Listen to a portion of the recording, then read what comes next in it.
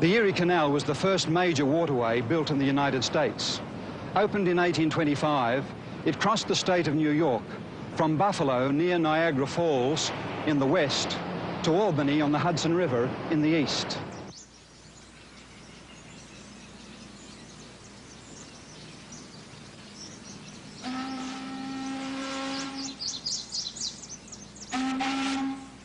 About half an hour's drive east of Rochester lies the small town of Port Gibson. Located on the canal, it was once the main shipping point for the area. It was also the home of an active Methodist layman, Hiram Edson, who in 1843 accepted the message of the soon coming of Christ taught by William Miller and his associates. With tens of thousands of others across the United States, the Millerites of Port Gibson waited with earnest expectation for October 22, 1844. For on this day they expected the Lord to come as the fulfillment of the 2,300-day prophecy of Daniel 8:14. But as the clear morning light of the following day shone upon the canal waters, these same believers were overcome with disappointment and despair. Just how they came to see beyond their own misunderstanding to the clear light of God's leading in three distinct ways is the substance of our story.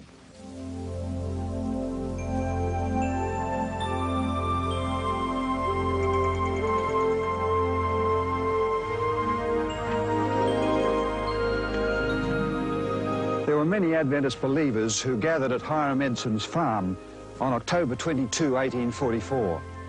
Researchers established that this was his house, though rooms have been added on both sides since the time Edson lived here.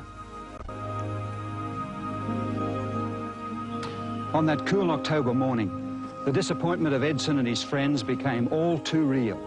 That slips off the tongue mighty easily, young fella. I beg your pardon, sir? I don't think you have any idea how devastated we were. What do you mean? I'm telling you, we experienced the worst kind of doubt. Some of us with more bitterness than others. We wondered if the prophecies of Daniel were wrong. We wondered if maybe the Bible was a fairy tale. And some of us even wondered if there was still a God in heaven. We went to my barn back there and we prayed. And after re-examining our faith, we decided that there had to be an answer to our dilemma. And what was that? Well, after we'd eaten breakfast, I suggested to young Owen Crozier that we visit some of our neighbors in the area here and see if we could encourage them a bit. I'm not sure if it was because of our fear of our mocking neighbors, but anyway, we headed out across my cornfield. All that corn. We'd been so sure of Christ's second coming that I'd left the whole crop standing in the field. Have an ear of New York's finest. Thank you. You're welcome. You know, as we walked along that morning, and I reviewed in my mind the events of the previous 24 hours, suddenly I stopped and looked up into heaven, and it seemed as if the heavens opened, and across my mind flashed the arrangement of the sanctuary. You know, we Millerites had been preaching the text until 2,300 days, then shall the sanctuary be cleansed. And we thought that that sanctuary was this earth.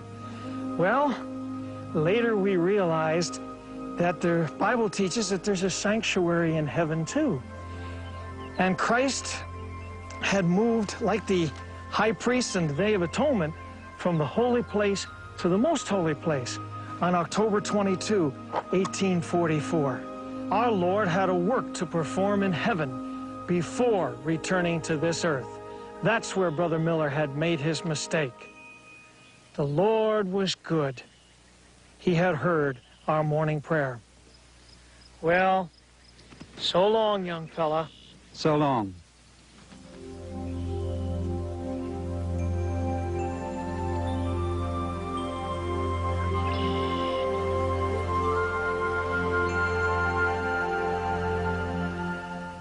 In the following months, Hiram Edson and his associates continued to study the subject of the sanctuary and its cleansing. As they thought of their own experience, they marveled at the similarities between their own disappointment and that of the disciples at the time of Jesus' crucifixion. Eventually, Edson persuaded his friend Crozier to publish their findings in an extra edition of the Millerite journal, The Day Star, February 7, 1846.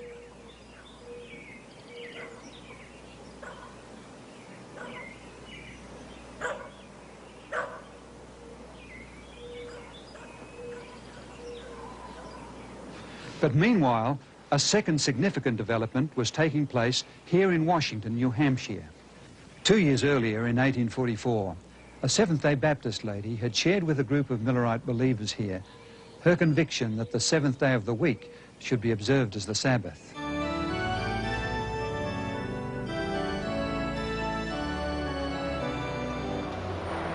The Christian observance of the seventh-day Sabbath has persisted throughout the Christian era. At times it has been driven underground, but it has always reappeared to urge its message upon the world. From the days of the apostles down to the 5th century, it continued in various parts of the Roman Empire. However, as the Christian church slipped further and further into apostasy and adopted the idolatrous rites and practices of sun worship, the seventh-day Sabbath was soon discredited, its observance suppressed, and in its place, Sunday was exalted as the day of worship. During the Reformation of the 16th century, Luther took his stand on the Bible as the supreme authority for the Christian. To Charles V, he declared, I do not accept the authority of popes and councils, for they have contradicted each other. My conscience is captive to the word of God. This appeal to the Bible and the Bible only was the very foundation of the Reformation.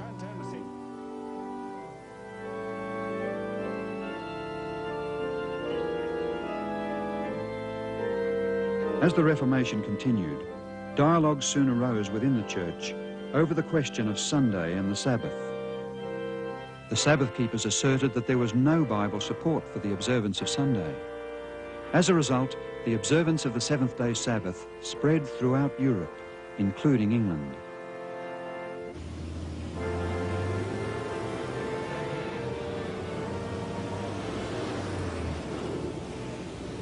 There, agitation over the Sabbath became the centre of controversy among the Puritans throughout the 17th century. Influential people were involved. Among the many who advocated the observance of the seventh day was a London barrister and a Commonwealth Speaker of the House of Commons.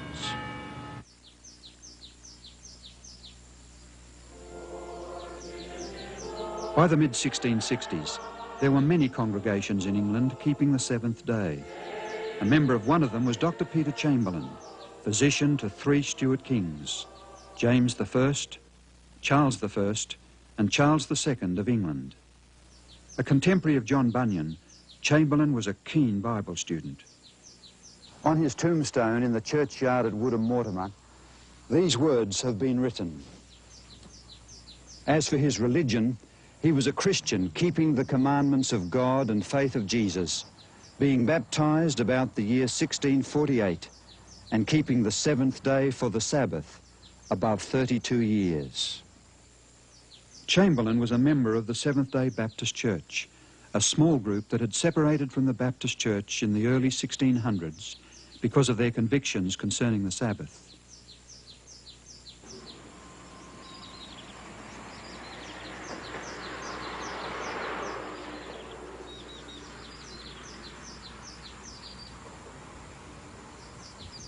In 1664, Stephen Mumford, a Seventh-day Baptist from England, emigrated to the New World. In 1671, he organised the first Seventh-day Baptist Church in America at Newport, Rhode Island. During the next 170 years, their influence spread throughout America until in 1843, Seventh-day Baptists numbered about 5,500. In that year, their General Conference voted on a most significant resolution. That the first day of November next be observed by our churches as a day of fasting and prayer, that Almighty God will arise and plead for his holy Sabbath. Little did they anticipate the manner or the magnitude of the answer to their prayer. Within months of their day of prayer, a Seventh-day Baptist widow, Mrs. Rachel Oakes, decided to move to the little village of Washington, New Hampshire. Her 18-year-old daughter, Delight, had accepted a position there as a school teacher.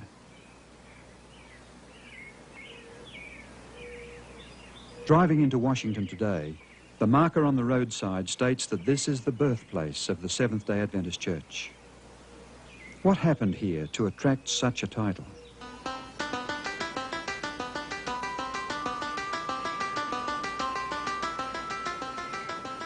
This sturdy wooden church is today located far from the town centre, but once it was set in the middle of a thriving farm community.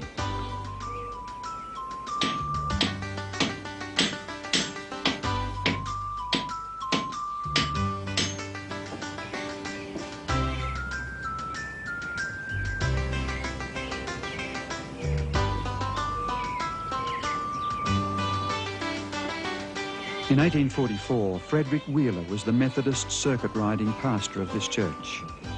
2 years earlier, after reading William Miller's books, Wheeler began to teach the soon coming of Jesus. The majority of his congregation here also adopted Miller's teachings.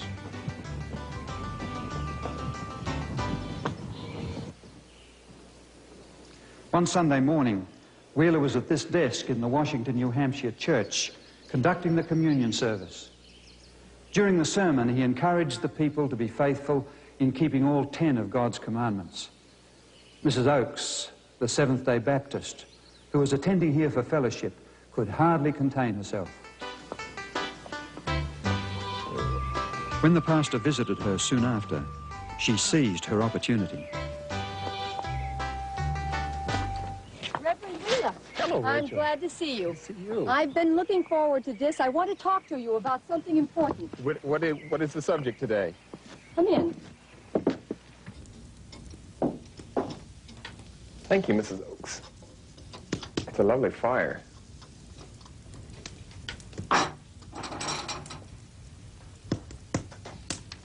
In Sunday service, Reverend Wheeler, you said that everyone who confesses Christ should obey all God's commandments. I am strongly of that opinion, sister. Well, I'll be making it clear. I came near standing up right then and there and saying something. I sensed as such. What did you want to say? I wanted to tell you that you had best put that cloth back on the communion table until you begin to keep all God's commandments yourself, including the fourth.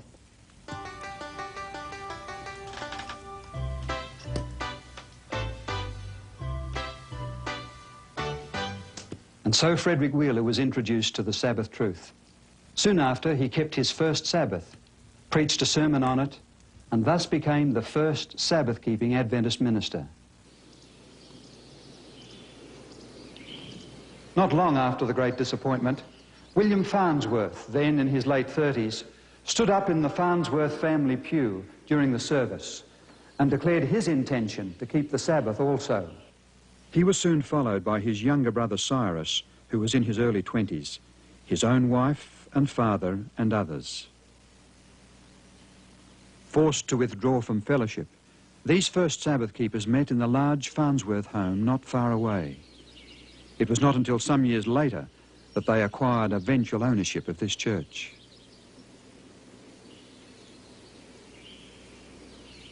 Adjacent to the church is the graveyard where many of these early Seventh-day Sabbath keepers lie buried.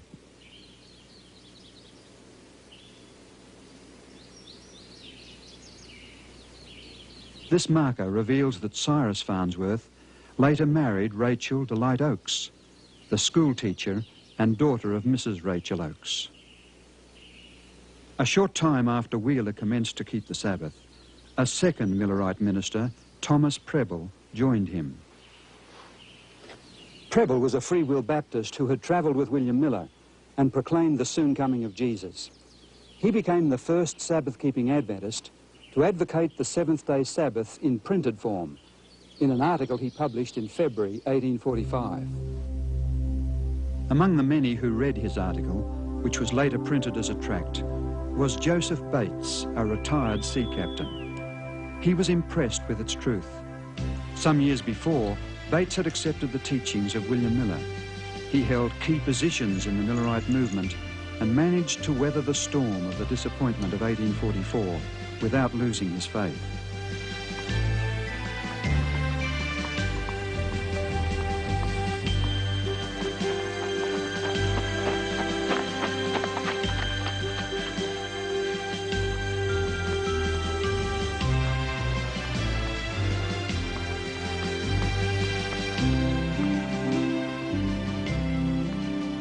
Hearing of the company of Sabbath keepers in Washington, he journeyed there, but on the way met with Frederick Wheeler on his Hillsborough farm. The Sabbath, just having difficulty. They studied the Bible together throughout the night. What I do study, I feel confident is... Next morning, they both went to Washington to Cyrus Farnsworth's home.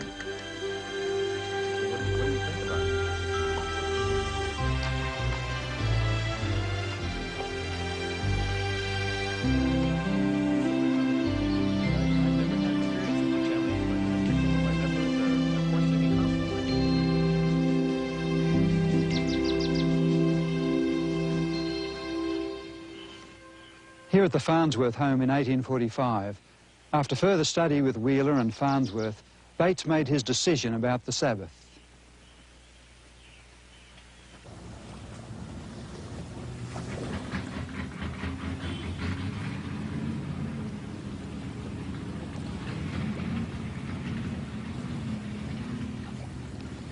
Returning home, Bates was crossing the bridge between Fairhaven and New Bedford, Massachusetts. Only the approaches to the bridge remain today. On the bridge, Bates met an old friend, James Madison Munro Hall, who asked him a question. "What's the news, Captain Bates?" The news is that the seventh day is the Sabbath of the Lord our God. And Bates devoted the remainder of his life to proclaiming that news. In August of 1846, Bates published his own tract, The Seventh-day Sabbath, a Perpetual Sign. Its contents pointed to a spiritual heritage received not only from the Seventh-day Baptists, but also from the English Puritans and others before them. It contained as well an important new idea that heralded the prophetic significance of the developing Seventh-day Adventist Church.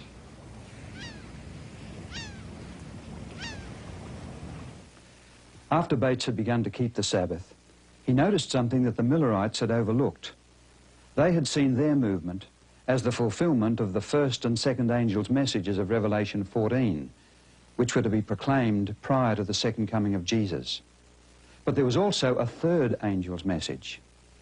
Bates noted that Revelation 14 and verse 12 describes the people who are preaching these messages as those who keep the commandments of God and the faith of Jesus. This confirmed in his mind the importance of keeping the commandments. It seemed to him that the time had come for a people who had proclaimed the first and second angels' messages to recognize the third message and to keep the commandments of God and the Sabbath, the fourth command, enjoined.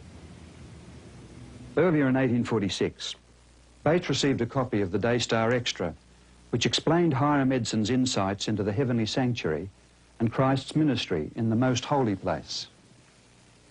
He began to correspond with Edson and accepted his invitation to a conference to be held in Port Gibson later that year. There, Edson shared his insights into the sanctuary, but Bates too had something to share. As Bates outlined his reasons for keeping the seventh-day Sabbath, Edson jumped to his feet and declared, "That is light and truth. The seventh day is the Sabbath, and I am with you to keep it." And keep it he did till the day of his death.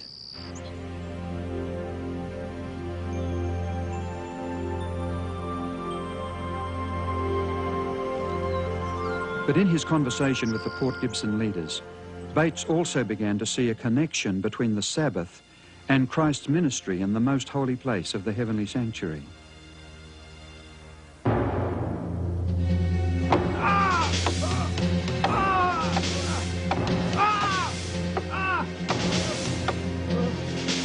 Jesus was at the center of both teachings. In one, he was the all-sufficient sacrifice as God's lamb, as well as high priest, ministering the blood and cleansing the sanctuary. In the other, he was the creator of the world and giver of true rest. The 1846 conference was the first public expression of such a connection.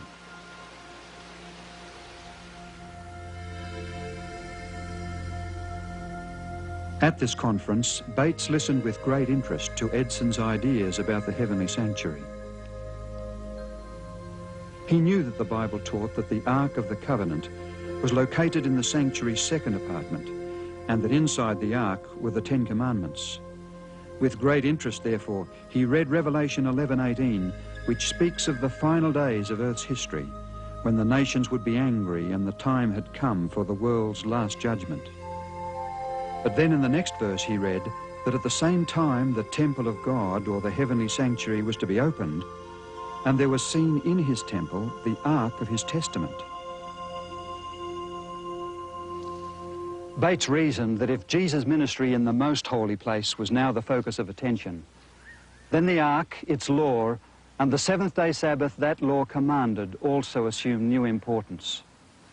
The fulfillment of the 2,300-year prophecy in 1844 had therefore drawn attention to the heavenly sanctuary in a way never seen before. As a result, two special emphases concerning Jesus emerged. First, he was now engaged in his final work as our high priest in the most holy ministry of that sanctuary. Second, he was Lord of the Sabbath day and had both commanded the seventh day to be kept holy and observed it himself as our divine example. But there was to be a third distinguishing sign associated with God's great final proclamation of the gospel. It too was to come from Jesus. For in Revelation 12:17 it is identified as the testimony of Jesus. Just what does this mean?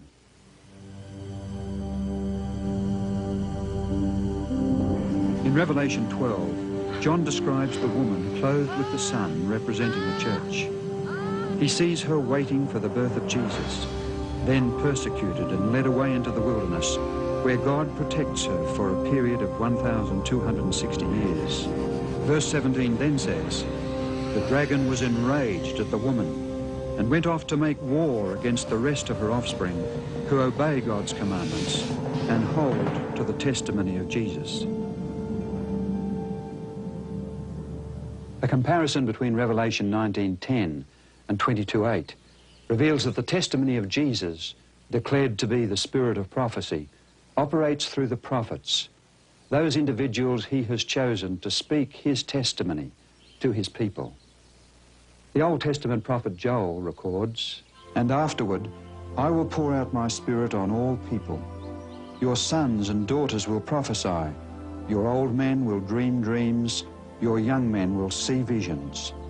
Even on my servants, both men and women, I will pour out my spirit in those days." The context of these verses points to their ultimate fulfillment in the days before the coming of the great and dreadful day of the Lord. The 19th century revealed several impressive fulfillments of this prediction.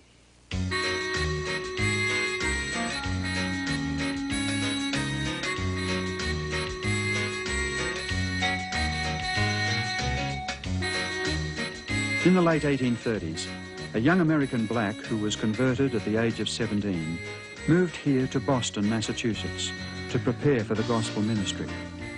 His name was William Foy. During 1842, Foy received two impressive visions. He later published a description in a pamphlet entitled "The Christian Experience of William E. Foy," together with the two visions he received in the months of January and February 1842.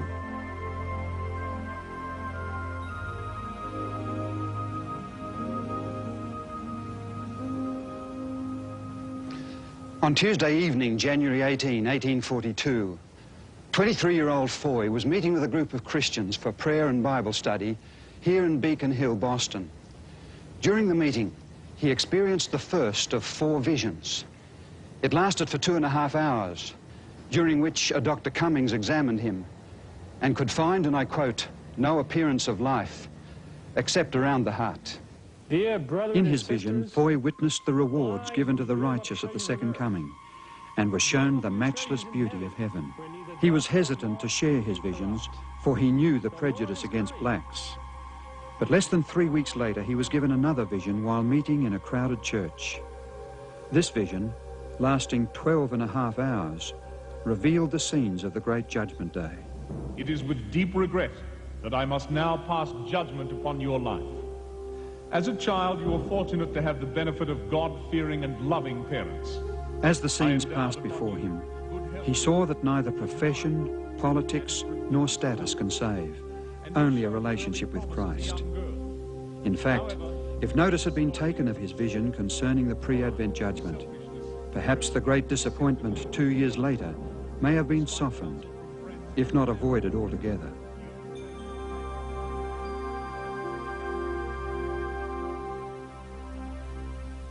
Foy was told to relate to others what he had seen, and during the months that followed, he preached extensively, creating a sensation wherever he went.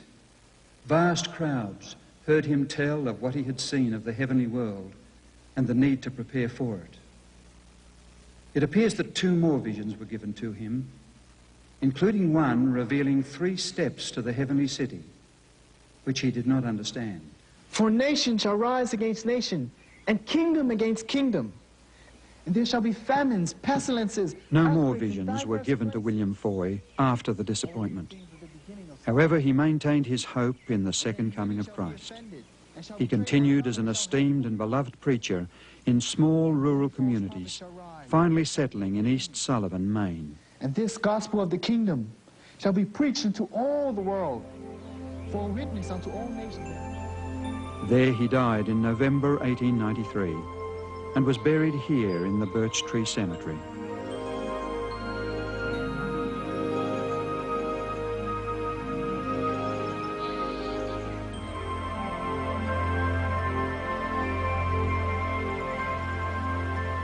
Shortly before the great disappointment, God placed the prophetic gift on another, Hazen Foss, who lived in Poland, Maine. He was 25 years old, well-educated, a good speaker, and a believer in the soon coming of Jesus. In his first vision, he was shown the journey of the Advent people to the city of God. It corroborated with Foy's visions and included a view of 3 steps by which God's people approach the holy city. After the disappointment, he was told to relate what he had seen. Fearing opposition, Foss refused. In a second vision, he was again urged to share what he had seen, but still he refused. A third vision followed, in which he was told that he was released and that the burden would be laid upon one of the weakest of the weak, who would do the Lord's bidding.